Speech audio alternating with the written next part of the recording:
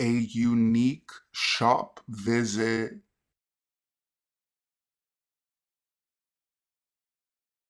I live in a very rural place in the UK.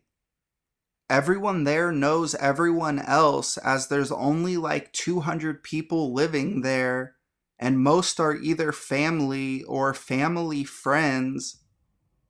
Anyone you don't know personally, you still see regularly, so fairly rural. When I was around 9, I first learned how to ride a bicycle. I would bike around for hours after primary school when I learnt fully. At this time, it was around October, so the days were slowly getting shorter. There was a letter going out to all of the parents from my school talking about a black Mercedes driving around that's been offering to take kids home. Obviously, this put everyone into panic mode. There are only around 50 students at my school, so everyone's parents looked out for each other. Well, I went out for one of my little bike adventures at around 6 p.m. as I had finished my dinner. I went down the road towards my local shop, which is only around 50 feet away from my house. I see this black car pull up near the shop and against me. He parks for a few seconds and I run into the shop to stay out of sight. This man, about in his 30s, he had a shaved head and was wearing a sort of ripped Adidas hoodie. That's all I remember. And while I picked up a chocolate bar, he came up next to me and picked up the same chocolate bar, and when I went up to the counter, he told the shop owner that he was paying for me and put £1.50 on the counter. The chocolate is 60 pence each.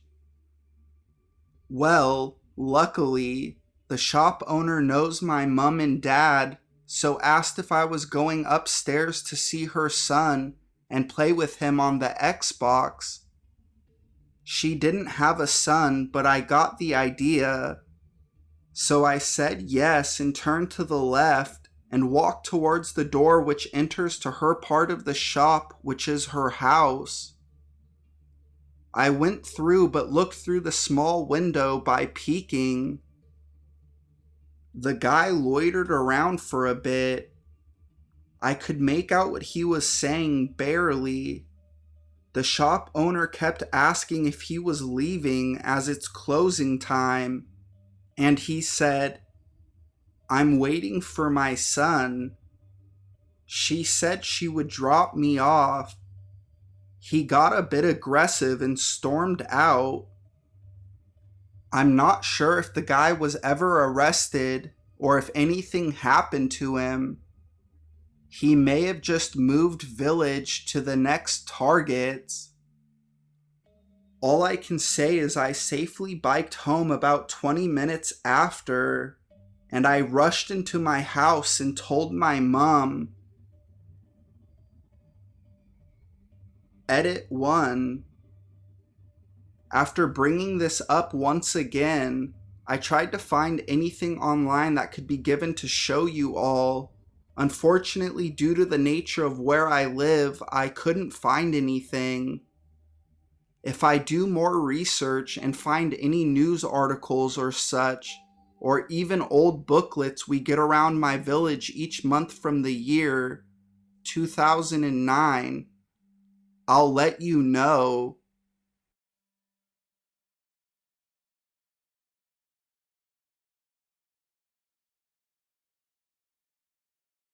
Unknowingly saved my coworker's life.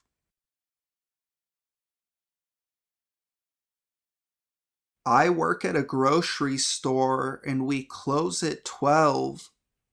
I usually get the closing shift and someone leaves around 11:30, leaving just me and the manager. I'm working with my friend Carol, who is a really petite girl. She's about 5 foot and probably 90 pounds. At about 11 p.m., two drunk dudes come in with a weird accent and start talking to her.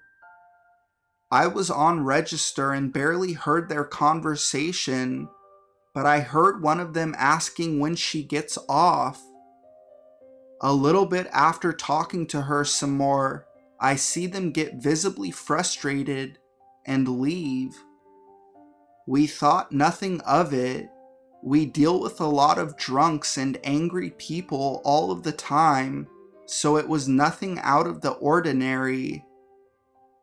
Eventually, it was around 11:30, so she clocked out but had some shopping to do, which she finished around 11:50. I told her she might as well wait for us to clock out, 'cause it will only be 10 minutes anyways. I should mention now that I've been called intimidating numerous times, mostly because I have really broad shoulders, which makes me look way bigger than I am, and I have constant bitch face, which makes it look like I'm pissed all the time. Also, my manager is pretty intimidating. He's a big dude. He kind of looks like Brock Lesnar if he grew out his hair and gained a couple of pounds. So a pretty burly, intimidating looking dude. Anyways, we all walk out together just talking shit to each other when we see two dudes run from out of a corner straight to their truck. One guy was holding what looked to be a bat, and the other guy had some sort of towel. Couldn't see 'cause it was pretty dark. My manager took out his phone and got a pic of the license plate before they drove away. Carol realized right away that it was the guys that were talking to her. This is when she explained to us that they kept asking when she was off and if she was free. She slipped up and said she didn't have a boyfriend, so they most likely waited outside that entire time for her to come out, but got scared when they seen two other scary-looking guys with her. It's crazy to think that if she would have left when she was planning to, that she could have been seriously hurt, or even worse.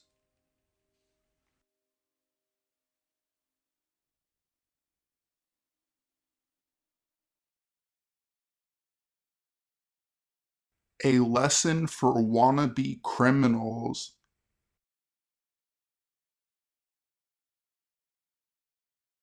I have always been a lanky and unmuscular man.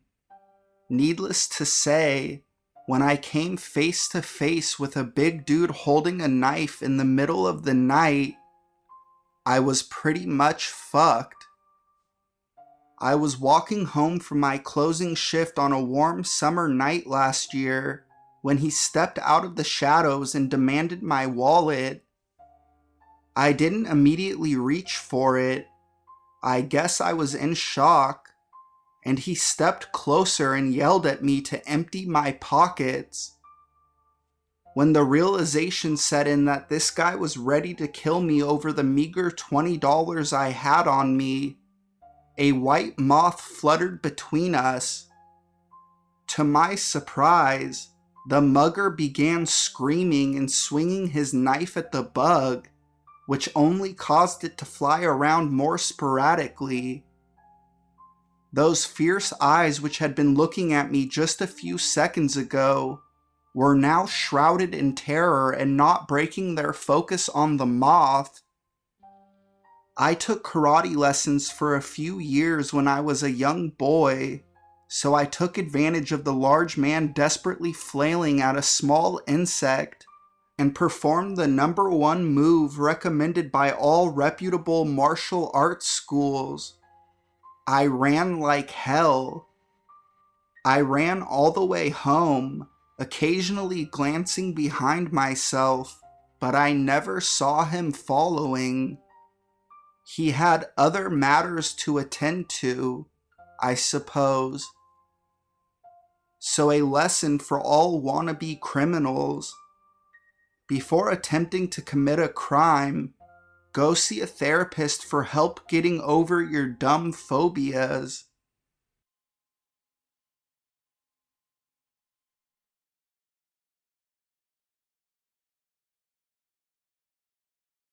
Let's kill this guy, bury his body in the woods, take all of his money, and run off together.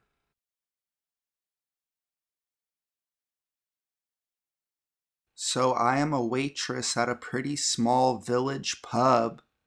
It's really chill and we don't get a lot of customers, so I am usually the only server/bartender.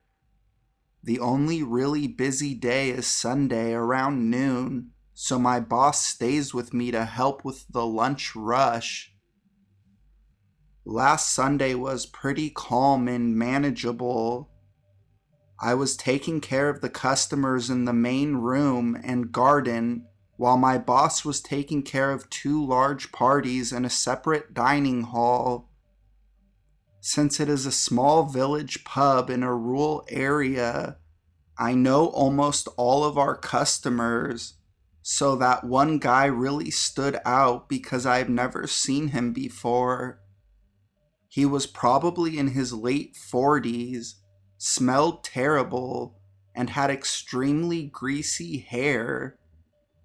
He was just standing at the bar, drinking beer and talking to a man who is a regular and comes in every day.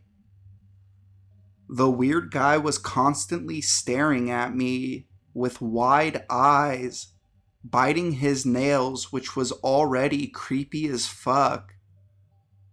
I overheard him saying stuff like, "Wow, she is such a doll. Unbelievable." Or, "I wish she would wear a mini skirt to work," to the other customer.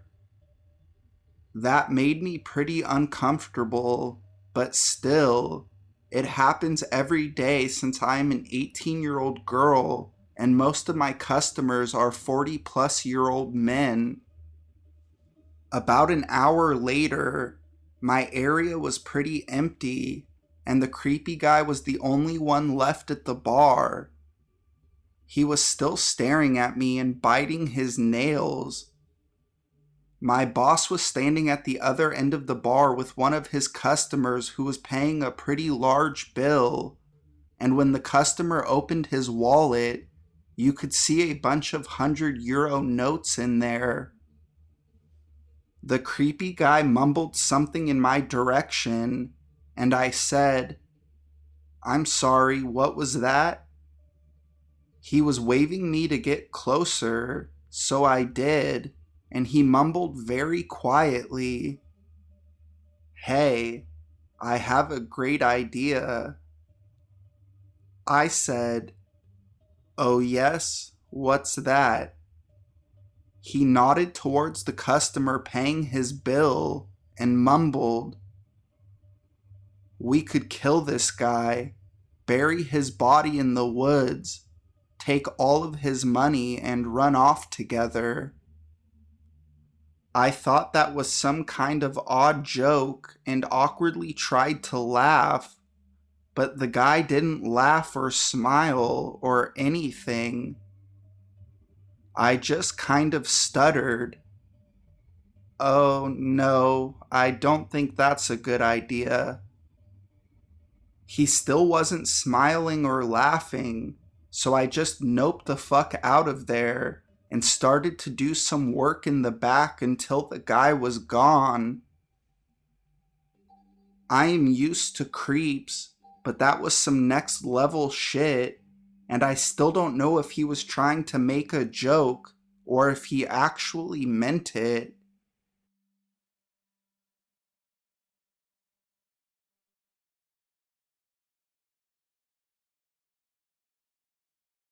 grabbed on the subway.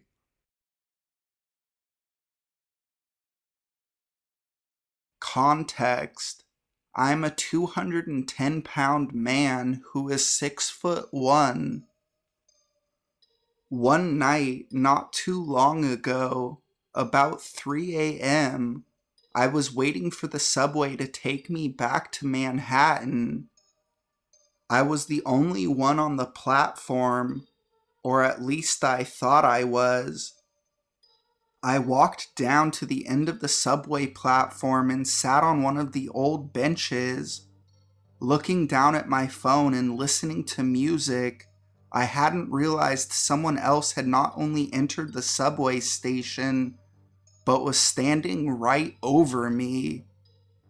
I looked up to see a very well-dressed man in an expensive-looking fitted suit with a total blank stare. I sat there frozen, having never experienced anything like this.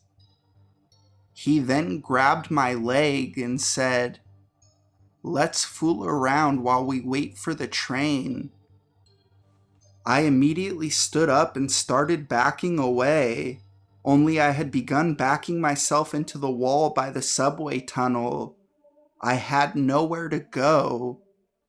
The well-dressed, dead-eye man was closing in on me, and without even thinking about it, I put my hands on his shoulders and pushed him as hard as I could. I felt his body completely collapse under my push, almost like I folded him in half. Then I heard his head slam on the concrete ground of the platform, and he laid there totally motionless. I was convinced at this time the man was dead.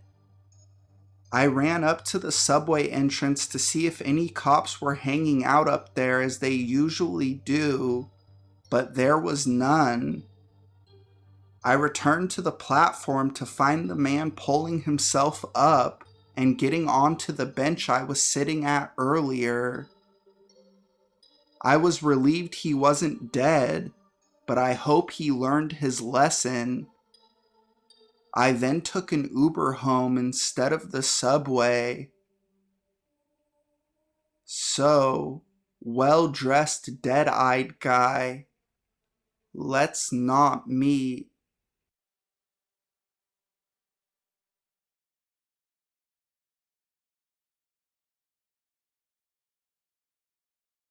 The dirt road that almost took my life.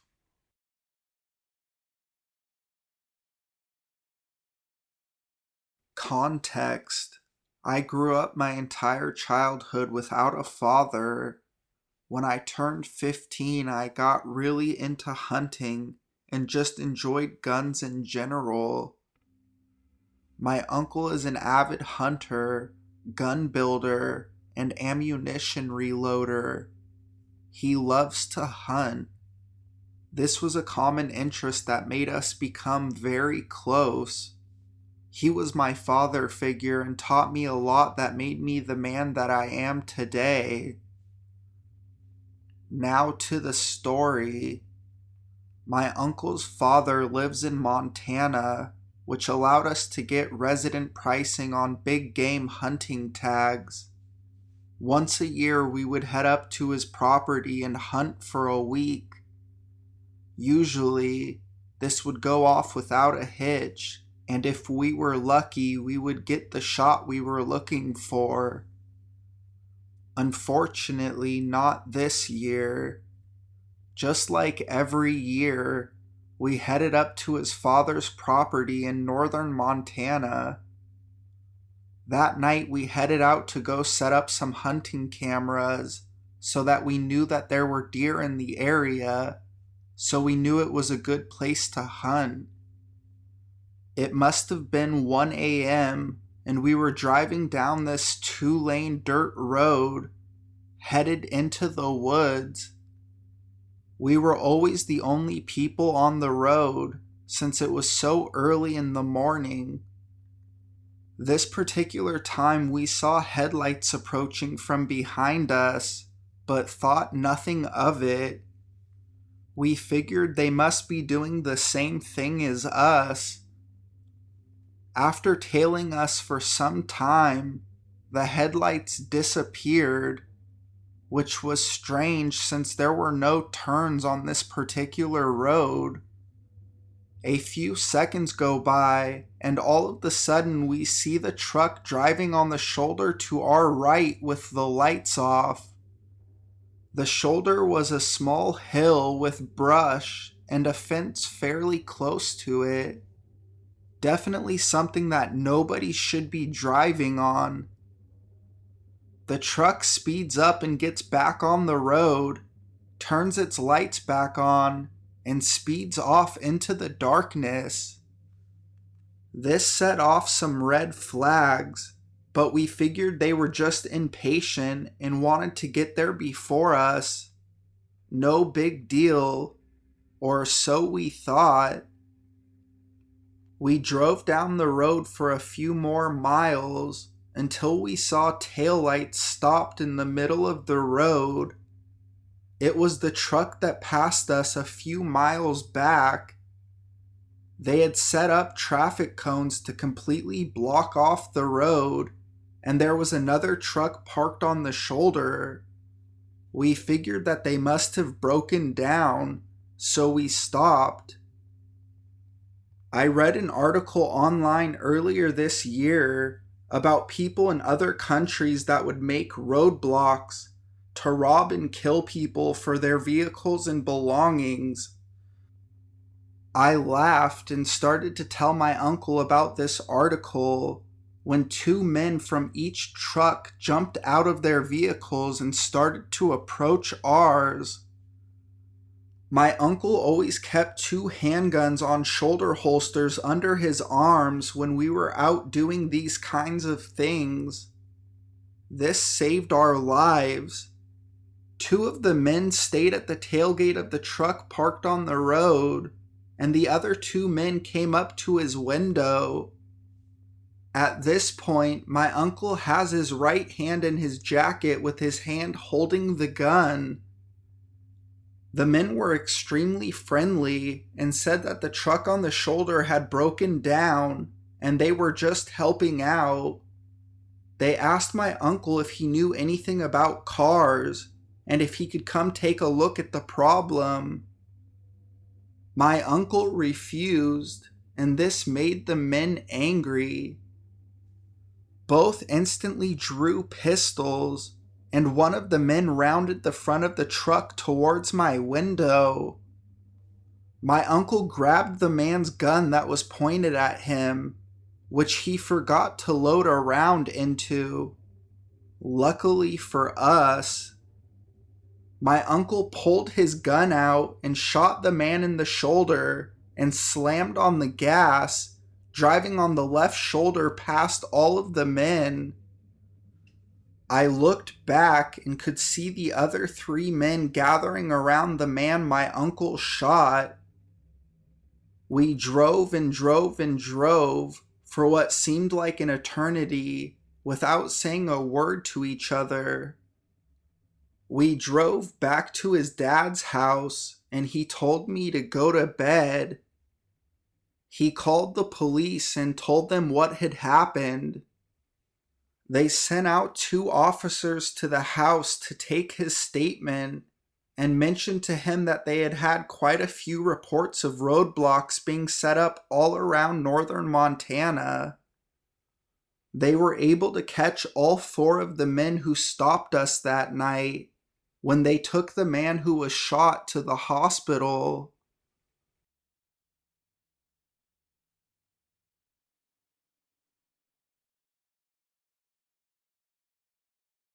Guy pretending my dog was his.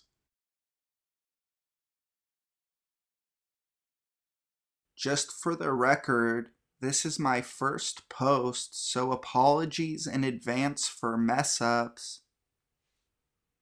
This happened when I was about 5 years old. I have 6 siblings, big fat Greek family, and we lived in a normal, safe suburban area in the Midwest. My mom had always drilled it into my head and my siblings' heads not to talk to strangers, especially adult strangers. She would always say, if an adult is ever asking anything from a child, something is wrong. I played outside with my older sister. She would have been 7. Our house was on a corner, so we had the main road and then the road leading into the neighborhood. We had just got our first family dog. She was a beagle, so she was tiny, and we had her tied up to one of our trees.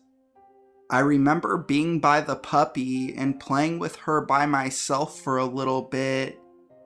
At that point, she was only about a month or 2 old. A gold sedan pulled up along the road leading into the neighborhood, and a grown man got out, probably in his 30s. He called out to me, and it went like this. Man, hey, that's my dog. Me, no, it's not. This is our dog. Her name is Corky. Man, no, really, that's my dog. I lost her and I've been looking everywhere for her. Come here, I have a picture of my dog I'll show you, and you can see that it's mine. I distinctly remember taking 2 steps forward, and then all sorts of alarms started going off, and I couldn't say anything. At this point, my sister had noticed and came over and was standing beside me as I was just shaking my head no to the man. My brother had been in charge of babysitting my sister and I, and must have heard the conversation from inside, because he ran outside and started yelling at the guy asking if there was a fucking problem. At that point, the man got in his car real quick and sped off.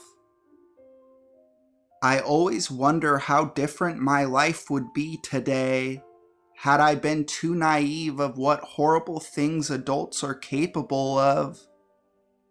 So I'm super grateful to my big brother who saved my ass, and to my mom who made me paranoid, and for good reason. So, creepy guy pretending that my dog is yours, I'll give you props for creativity, but I sincerely hope we never meet again and that you rot in hell.